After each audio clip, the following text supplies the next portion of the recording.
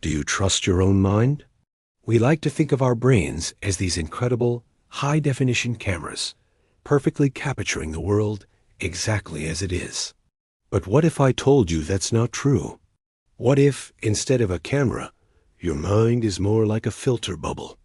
A very personal, very convincing echo chamber made of bone and neurons.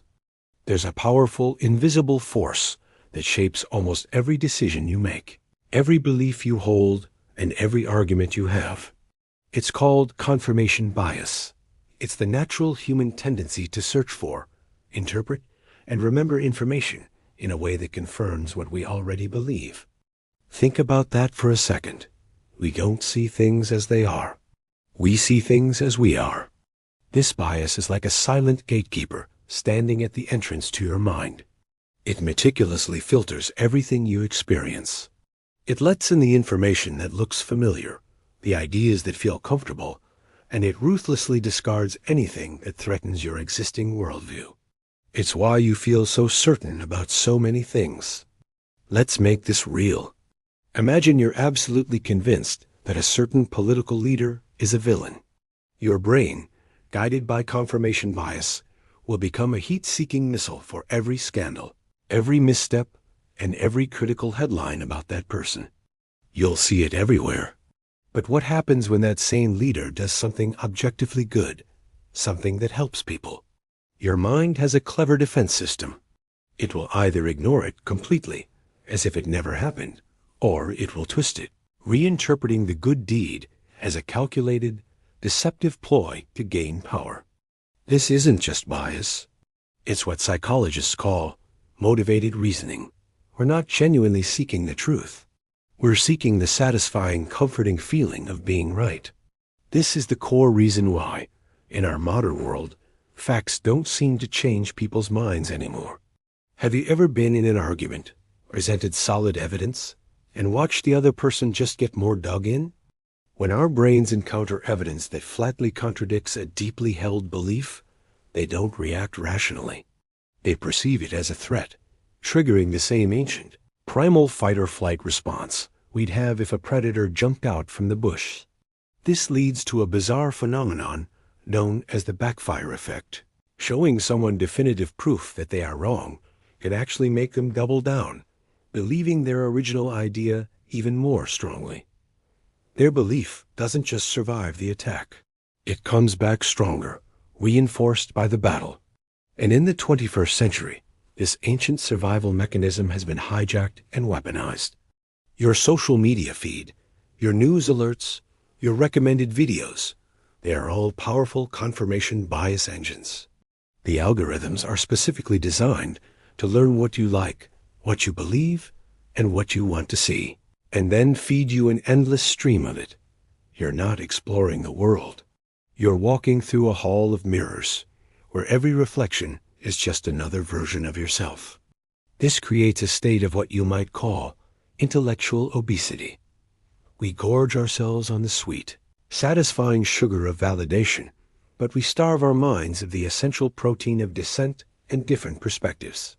We become comfortable, certain, and intellectually weak. So how do we escape this mental prison?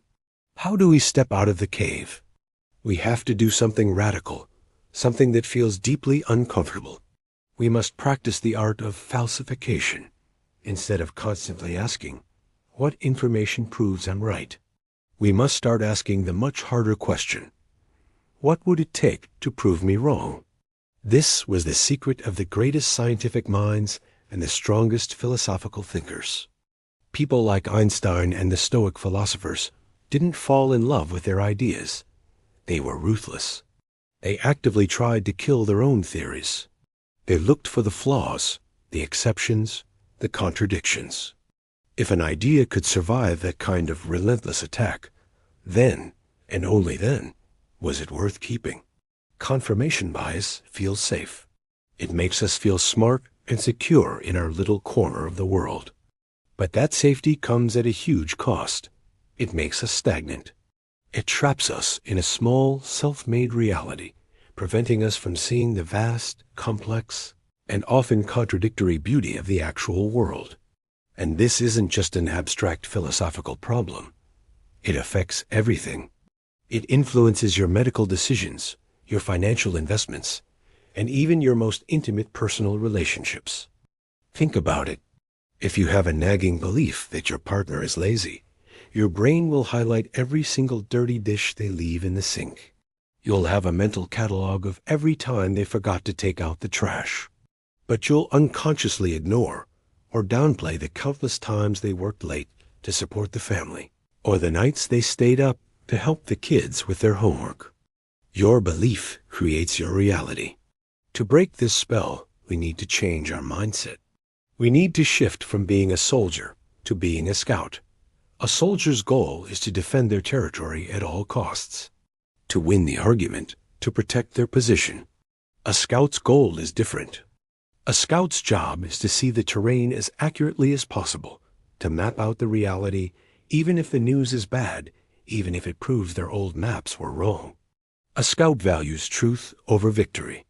This journey we're on is about stripping away those mental blinders. It's a call to intellectual humility.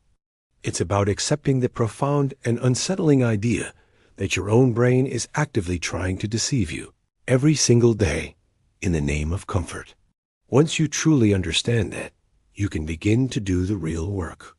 You can start to listen, really listen, to the people you usually ignore. You can pick up the books you would normally avoid. You can explore the ideas that make you uncomfortable. The exit from the cave of your own beliefs is not paved with certainty. It's not a smooth, easy path. It is paved with the courage to be wrong. The moment you stop needing to be right is the moment the world finally has a chance to show you what is true. Thanks for watching. If this idea challenged you, consider subscribing for more journeys into the way our minds work.